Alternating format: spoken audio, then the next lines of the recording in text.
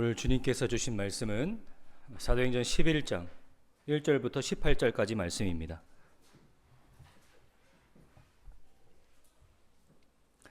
(1절부터 18절까지) 말씀을 우리가 교독하도록 하겠습니다. 사도행전 11장 1절부터 18절까지 말씀입니다. 유대에 있는 사도들과 형제들이 이방인들도 하나님의 말씀을 받았다 함을 들었더니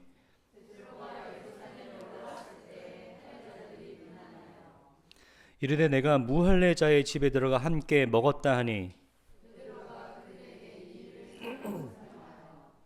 이르되 내가 욥바시에서 기도할 때 황홀한 중에 환상을 보니 큰 보자기 같은 그릇이 내 귀에 매어 하늘로부터 내리어 내 앞에까지 드리워지거늘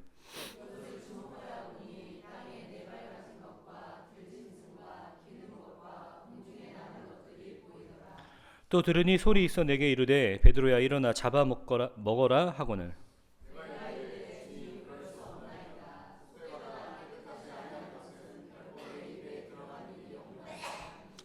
또 하늘로부터 두 번째 소리 있어 내게 이르되 하나님이 깨끗하게 하신 것을 내가 속되다고 하지 말라 하더라.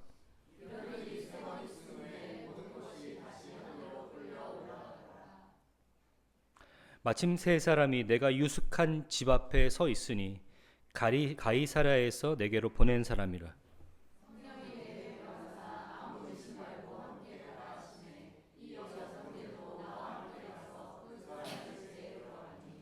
그가 우리에게 말하기를 천사가 내 집에 서서 말하되 내가 사람을 욥바에 보내어 베드로라 하는 시몬을 청하라.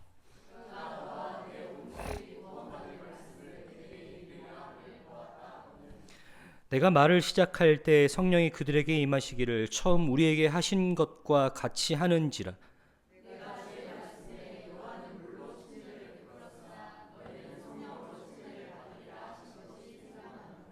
그런즉 하나님이 우리가 주 예수 그리스도를 믿을 때 주신 것과 같은 선물을 그들에게도 주셨으니 내가 누구이기에 하나님을 능히 맡겠느냐 하더라.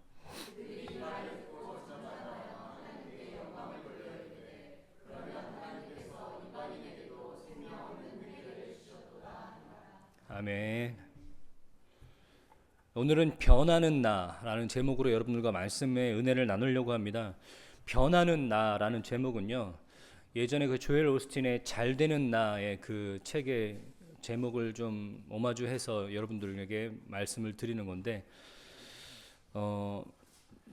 잘 되는 나 아니면 긍정의 힘과 같은 베스트셀러를 지었던 그 조엘 오스틴의 그 책들과 신학은 번영 신학이라 제가 여러분들에게 추천하는 책은 아닙니다. 그러니까 여러분 그거 너무 생각하지 마시고 오늘은 변하는 나라는 제목으로 여러분들과 은혜를 나누겠습니다. 여러분 예수 믿고 교회 다니시면서 얼마나 많이 변하셨습니까?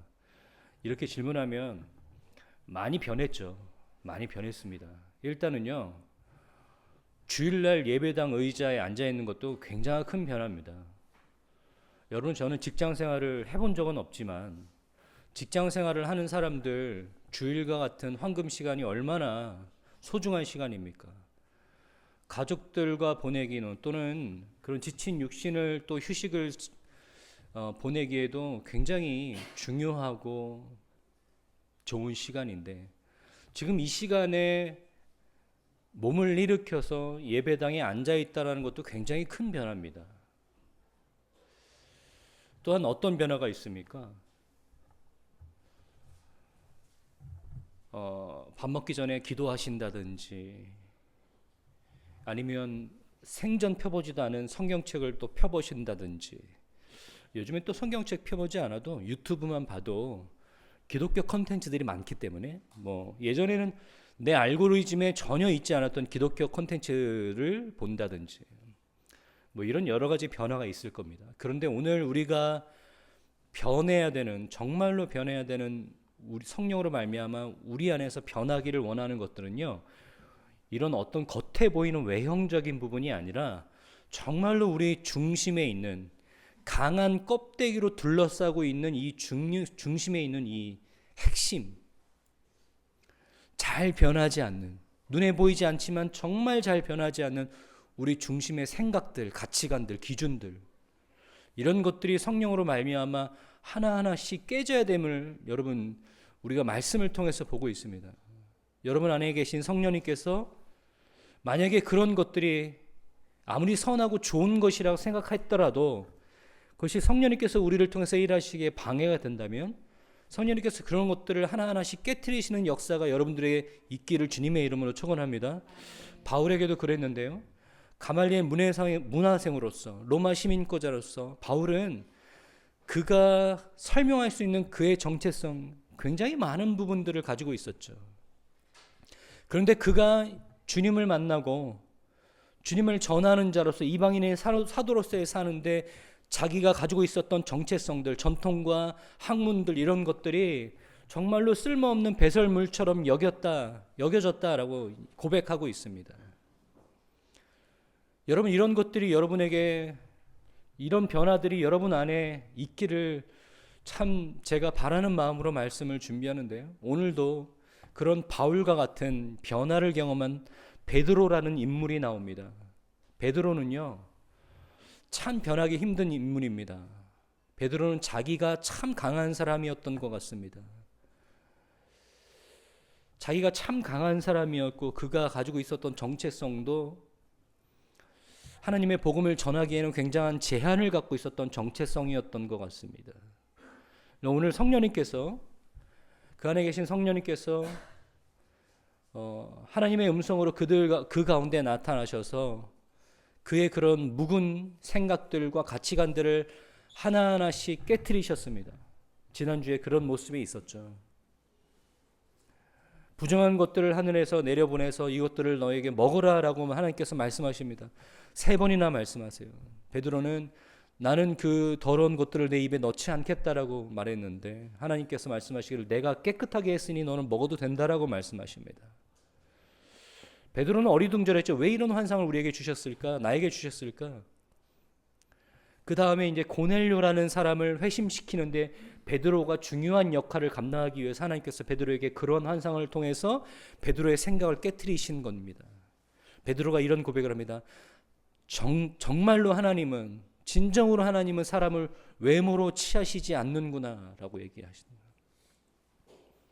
우리가 생각하는 조건들과 우리가 생각하고 있는 여러 가지 문제들 이런 것들로 하나님께서는 그들을 취하시지 않고 있는 그대로 아무 조건 없이 사람들을 취하시는 하나님의 방법을 깨닫고 베드로는 고넬료를 회심시키며 고넬료의 지역에 들어가서 많은 사람들을 주님 앞으로 인도하는 설교를 해냅니다.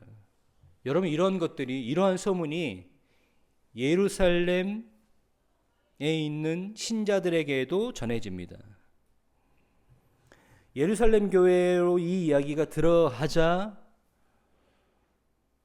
좀 미묘한 분위기가 펼쳐지는 거예요. 미묘한 분위기. 여러분 고넬료, 그러니까 이방인의 최초의 회심자 고넬료, 그 고넬료에게 베드로가 복음을 전하고 회심했더니 그 주변에 있는 많은 사람들도 덩달아 베드로의 설교를 듣고 회심했다. 이 이야기가 예루살렘 교회에 전해지자 예루살렘 교회의 분위기가 미묘해졌다고요. 이상한 일 아닙니까? 기뻐하고 놀라고 감사하고 할렐루야 하나님 감사합니다. 기적을 행하셨습니다라고 이야기해야 되는데 예루살렘 교회가 분위기가 미묘한 거예요. 왜 그럴까요? 왜 그럴까요? 여러분 교회 안에서 어떤 사람이 저 오늘 하나님 만났습니다. 저 구원 받았습니다. 구원의 확신을 얻었습니다. 그러면 어떤 사람들이 분위기가 미묘합니다. 여러분 이러면 됩니까? 왜 미묘하고 대충 이런 심정이었을 것 같은데 네가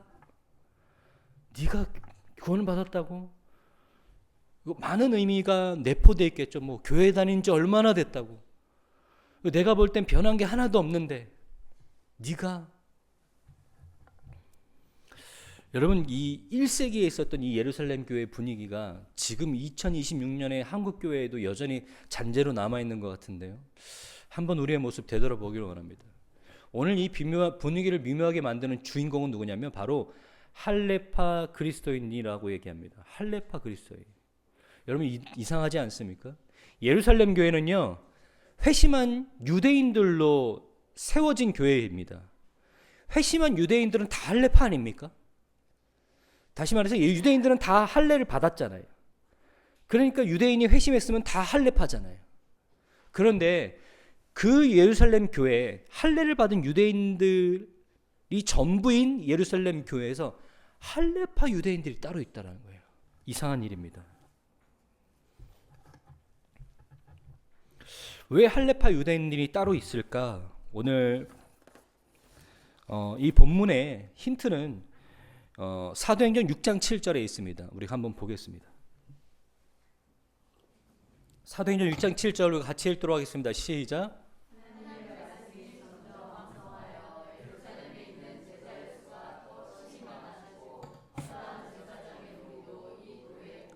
네, 바로 여기 있어요. 허다한 제사장의 무리도 이 도에 복종한다.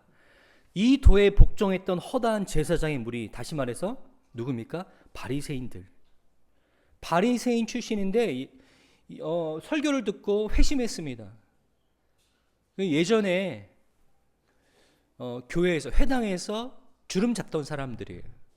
이 사람들 변하는 거 정말로 어려운 일입니다. 정말로 어렵고 또 그만큼 반가운 일이고 중요한 일이죠. 근데 이 사람들이 회심했어요. 그런데 이 사람들이 교회에서 할레파를 형성해서 예수를 믿어서 구원받는 것은 맞는데 그래도 할례를 받아야 된다라고 여전히 주장하는 사람들이에요. 예수를 믿어서 구원받는데 플러스 할례도 받아야 된다. 그래야 구원이 완전해진다.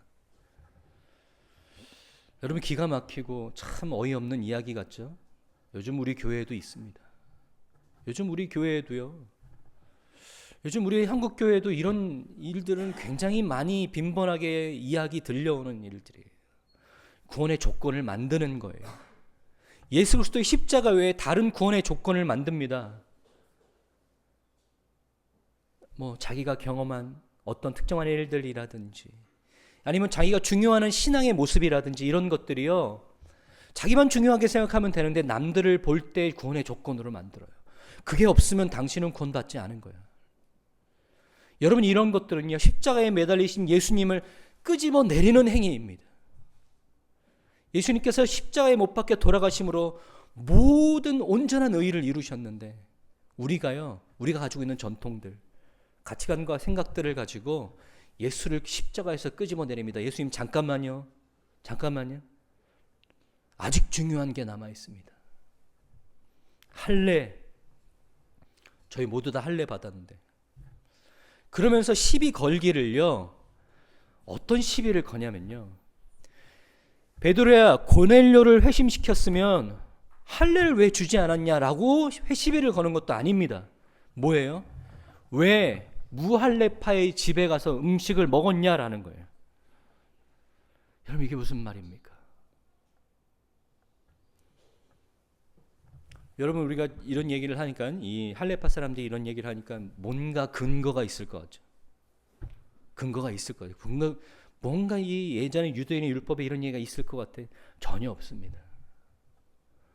여러분 창세기부터 민수기, 레위기, 신명기까지 뒤져봐도 이런 얘기는 없어요.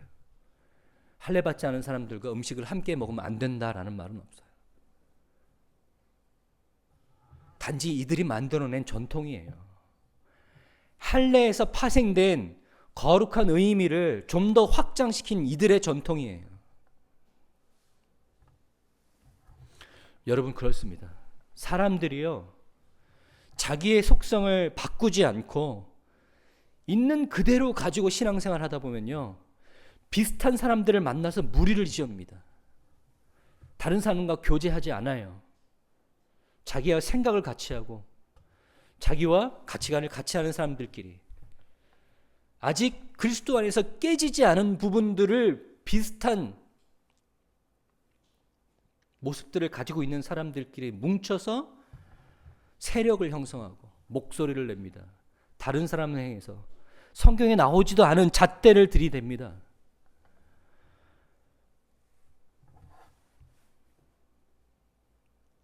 그런 것들이 예전이나 지금이나 교회를 어지럽게 합니다. 다른 사람들을 힘들게 합니다.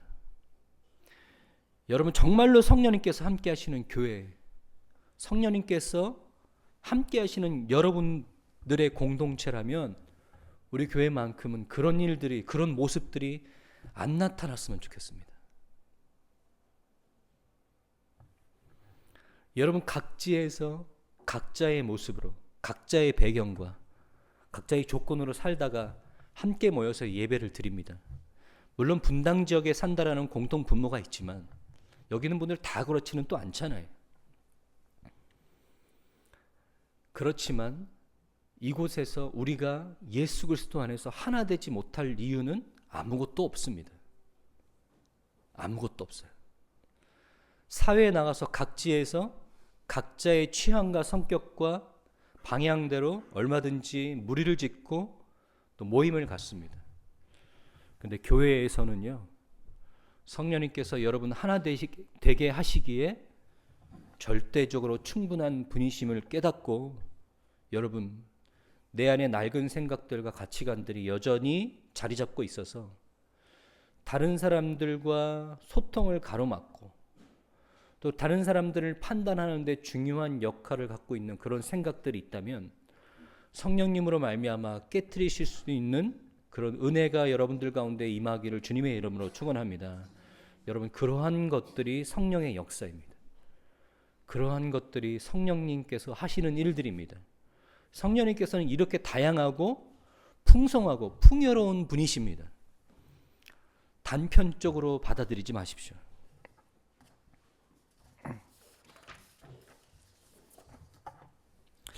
예전에 보면, 지금은 잘 모르겠는데 예전에 보면요, 교회 안에서 굉장히 다양한 모습들이 있는데 이런 거예요. 불교를 열심히 믿으시다가 기독교에 오신 분들, 또는 뭐 여러 가지 종교들이나 어떤 샤머니즘 같은 그런 종교적 특성을 갖고 계시다가 교회에 오신 분들, 이런 분들이 많았습니다. 그러다 보니까 교회 안에서 그러니까 이상한 전통들이 생기기 시작한 거예요. 불교와 샤머니즘과 짬뽕된 교회 전통들이 생기기 시작합니다. 그러다 보니까 이제 그 교회의 전통들이 굉장히 교회 안에서 중요한 부분을 차지하기 시작하고, 이러한 사람들이 중요한 자리에 차지하기 시작하면 마치 이것이 성경에 준하는 중요한 기준이 돼서 그런 걸 가지고 교회의 분위기, 사람들의 분위기를 조성하고 판단하고 이런 일들이 있었는데요. 지금은 그런 모습이 많이 없죠.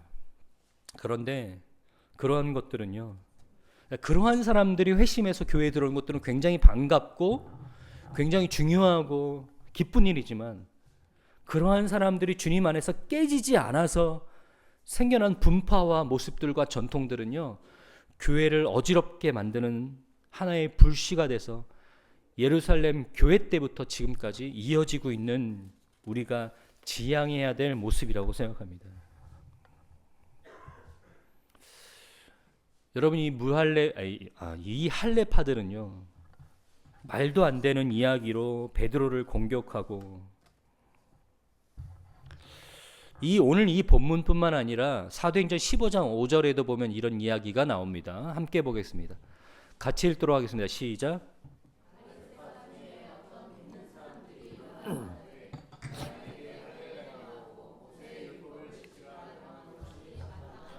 네, 15장 5절에 가서도 여전히 이런 얘기를 하는 사람들이 있어요. 바레스파 사람들. 물론 얼마나 할례가 중요했습니까? 율법을 지키는 게 그들에게 중요했죠. 그런데 예수를 만나고 예수님을 구주로 받아들이고 그 안에 성령님이 계시면 바뀌고 변해야 된다고요. 자기의 기준이 성령님으로 말미암아 무너져야 된다고요. 곧게 세우던 성벽이 하나하나씩 허물어지는 경험을 해야 된다고요. 그런데 왜 아직도 15장까지 가서도 왜 아직도 이런 이야기하고 있습니까? 왜 여전히 교회 안에서 대립각을 세우려고 합니까? 여러분, 제가 야구를 같이 하는 목사님들이 이제 저기 장로교 목사님이 저랑 동갑인 목사님이랑 교제를 할 수 있는 기회가 있었습니다. 그 목사님 이제 뭐 장례식이 있어서 제가 그 장례식장 갔다가 좀 오랫동안 교제를 했는데 참 재미있는 얘기를 들었어요. 그 장로교 가지고 있는 그 전통. 김장철인데 배추김치를 해야 되냐 깍두기를 해야 되고 당회가 열렸다라는 거예요. 여러분 깍두기를 하기로 결정했답니다. 근데 이 2차 당회가 열렸습니다. 어린아이 크기로 깍두기를 할 거냐 성인 모양 크기로 깍두기를 할 거냐. 무스갯소리가 아닙니다. 진짜입니다. 여러분 저는 침례교회에서 사회하역하는 걸 참 다행이고 감사하게 생각합니다. 그런 것까지 해서 당회를 열어야 됩니까? 물론 당회를 열어야 된다는 필요성을 느꼈기 때문에 왜냐하면 그런 것들이 뭐 교회에서 또 작은 불씨가 되지 않기 위해서 뭐 그렇게 하겠죠. 이런 한국교회는 너무 많은 분열을 겪고 왔습니다. 물론 중요한 의미를 갖고 있었던 분열도 있었는데요. 대부분의 분열들은요. 교권을 잡으려는 인간의 욕심들, 또 지방색이나 증오와 질투, 민망할 만큼 치졸한 동기가 숨어 있는 것들을 보게 됩니다. 교회도 사회도 분쟁이 있는 건 다 똑같습니다. 그런데 성령님께서 정화 작업할 수 있는 곳이라고 생각하거든요. 분쟁이 생겼을 때, 갈등이 생겼을 때 성령님께서 그 정화 작업하실 수 있는 곳이 바로 교회입니다. 결국엔 무너뜨리고 가르고 나누는 것이 아니라 분쟁이 생기더라도 갈등이 생기더라도 성령님께서 우리 안에 작용하셔서 우리 안에 역사하셔서 우리를 다시 하나 되게 하시는 모습들이 교회에 있어야 됩니다. 여러분 우리 교회라고 문제 없겠습니까? 우리 교회라고 갈등 없겠습니까? 갈등이 생기더라도요. 분파가 생길 조짐이 있더라도요. 성령님께서 다시 하나로 묶을 수 있는 그런 성령의 역사하시는 교회가 되기를 바랍니다. 여러분 반면에 베드로는 굉장히 비교할 만한 모습을 보인다는 거 여러분 아십니까? 오늘 이 본문에 여러분 베드로가 어떤 사람이었는지 여러분 기억하시죠? 혈기완성하고요. 자기의 고집과 가치관으로 똘똘 뭉쳐있는 사람이에요. 굉장히 단순한 사람이었습니다. 근데 그 베드로가 오늘은요. 이 할레파 그리스도인들 나름 회심했다고 생각하는 이 할레파 그리스도인들이랑 굉장히 상반된 모습을 보입니다. 여러분 정리해서 말씀드리면 베드로는요. 자기를 향해서 비난하고 그러니까 기쁜 소식을 갖고 온 이 자기를 향해서 비난하고 나무라는 이 사람들을 이 연약함을요. 지적하거나 나무라지 않습니다. 그리고 이 사람들을 향해서 변론하지 않습니다. 마지막으로요. 이 사람들을 자기의 권위로 누르지 않습니다. 베드로가 어떤 모습을 보였을까요? 여러분 자기가 잘못하고 있는지도 모르는 사람들, 자기가 잘못된 기준을 들이대고 있는지도 모르는 사람들을 향해서요. 아주 조심스럽게 대합니다. 그리고 자기를 향해서 비난하는 이 사람들에 대해서요. 지적하거나 변론하지 않습니다. 어디 성경에 그런 이야기가 있어? 그 당신들이 만들어낸 이야기잖아 라고 얘기합니다. 그리고 자기의 권위를 가지고 상대방을 누르고 있지도 않습니다. 내가 알아서 할 일인데 너희가 뭐라고 잔소리를 하는 거야? 내가 누군지 몰라? 예수님의 수제자였어. 당신들이 뭐라고 지금 나한테 잔소리하는 거 내가 알아서 할 일인데 그런 권위를 내세운 강요도 아니었어요. 이것은 우리 교회 또 우리에게 교훈하는 바가 굉장히 큽니다. 일반적으로요. 사람들이 자기와 대등한 관계에 있는 사람과 문제가 있을 때는요. 설명을 아끼지 않습니다. 상대방을 이해시키려고 노력합니다. 그런데 좀 자기보다 낮은 사람, 대수롭지 않게 여기는 사람들과의 어때는요. 그 이해관계의 차이는요. 설명을 생략해버리고 적당히 한마디로 끝내려고 싶어 합니다. 그런데 오늘 여러분 본문 보셨어요? 자기가 경험하고 자기에게 보였던 일들을 차근차근 사람들에게 설명합니다. 오해가 풀리도록, 납득이 되도록 그 사람들이 진정으로 변화되기를 원하는 마음을 가지고 아주 온유한 방법으로 그들에게 풀어서 이야기하고 있습니다. 오늘 본문에는 또 이상한 특이한 이 모습이 있는데요. 여러분 오늘 본문에 보면 이런 얘기가 있습니다. 12절 함께 보겠습니다. 성령이 내게 명하사 아무 의심 말고 함께 가라 하시매 이 6 형제도 나와 함께 가서 그 사람의 집에 들어가니 그 6명과 함께 이 자리에 있어요. 지금 예루살렘에서 자기를 호출했습니다. 그러니까 왜 호출했는지 당연히 베드로는 당연히 알죠. 그러니까 베드로가 이 6명을 지금 데리고 왔습니다. 왜 6명을 데리고 왔는지 아세요? 헬라 문화권에서는요, 7명의 증인이 있으면 그 사실이 진실이 됩니다. 그 증언이 진실이 돼요. 그래서 지금 왜 7명이에요? 자기까지 7명이에요. 그게 헬라 문화권의 습성이에요. 여러분 오늘 베드로는요 작정했어요. 이 예루살렘 교회에서 오해하고 있는 사람들을 그 마음을 풀어주기 위해서 여러 가지 방법을 동원하고 있습니다. 여러분 이 베드로의 온유함 보이십니까? 여러분 우리가 읽었던 이 본문 말씀, 이 전장에서 읽었던 얘기가 있잖아요. 자기가 뭘 봤는지, 자기가 어떻게 변화를 경험했는지.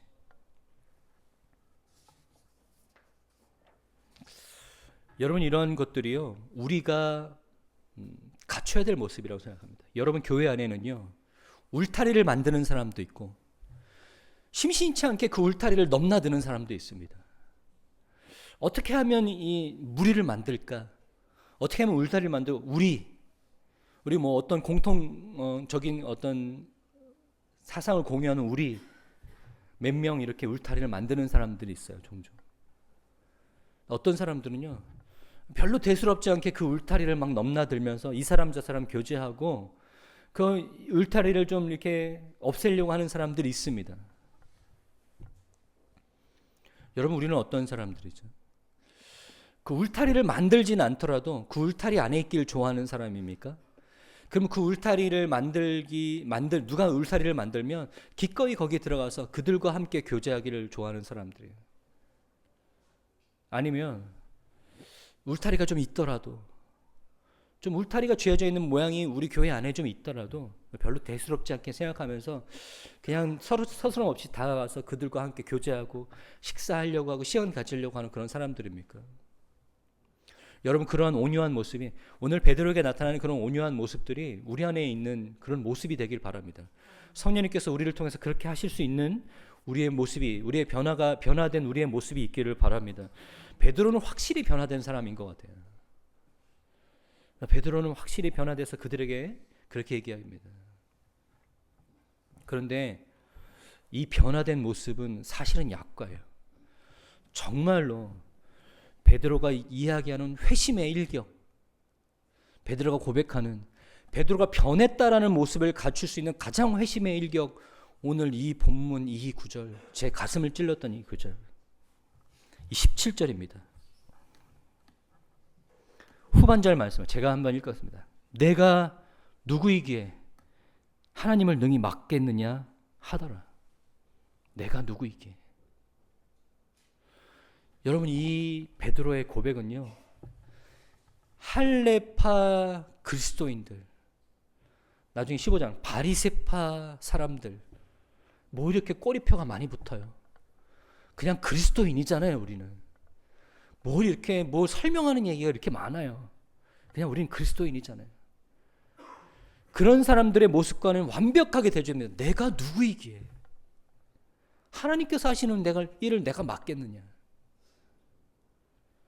여러분 제가 예전에 유퀴즈라는 그 토크 프로그램에 나왔던 어떤 한 사람을 주목했습니다. 김유진 변호사라는 사람인데요. 이 사람이 어떤 이야기냐면 자기는 항상 새벽 4시 반에 일어난대요. 자기는 새벽 4시 반에 일어나서 하루를 남들보다 길게 사는 사람이에요. 굉장히 부지런해요. 그 삶의 모습이 너무나 도전돼서 제가 그 사람을 찾아봤는데 굉장히 대단한 사람이더라고요. 미시간 주립대학을 나와서 에머리 대학교 로스쿨을 졸업하고 또 미국 2개 주의 변호사 자격증이 있는 사람이에요. 지금 현재 대기업의 변호사인데요. 굉장한 스펙을 가진 사람이 저보다 훨씬 어리고요. 이쁘장하게 생겼습니다. 그런데 그 사람이 제가 알고 보니까 크리스천이었던 거예요. 그래서 제가 그 사람의 채널이 있더라고요. 동영상 채널이 있더라고요. 들어가 봤더니 그 사람이 어떤 큰 교회에서 초청을 받아서 간증 설교를 하는 장면이 있더라고요. 그래서 제가 당연히 그것을 클릭했죠. 그랬더니 설교 첫 마디부터 제 마음을 녹입니다. 이렇게 대단한 스펙을 가지고 있는 사람이 박수를 받고 나온 자리에서 마이크를 듣고 딱 하는 첫 마디가 뭔지 아세요? 안녕하세요. 하나님의 자녀 김유진입니다. 이렇게 하고 간증을 시작해요. 안녕하십니까. 하나님의 자녀 김유진입니다. 자기에 대해서 아무것도 설명하지 않습니다. 자기에 대해서 어떤 치장도 붙이지 않아요. 그냥 나는요 그리스도인이에요. 그냥 나는 하나님께서 자녀 삼아주신 하나님의 자녀입니다. 여러분 어떤 사람입니까? 나는 어떤 사람입니까? 나는 어떻게 어디서 신앙생활했고 어디 대학교 나와서 어떻게 신앙생활했고 어디를 거쳐서 내가 지금 어떤 직분을 갖고 있는 이런 수식어들이 붙는 그리스도인입니까? 아니면 베드로 같이 내가 누군데 내가 누구에게 하나님께서 하신 일을 맡겠느냐? 나는 그저 뭐예요? 부르심 받은 사도, 그리스도의 둘로스, 그리스도의 종, 하나님의 자녀. 그거 말고 나를 설명할 게 뭐가 있습니까?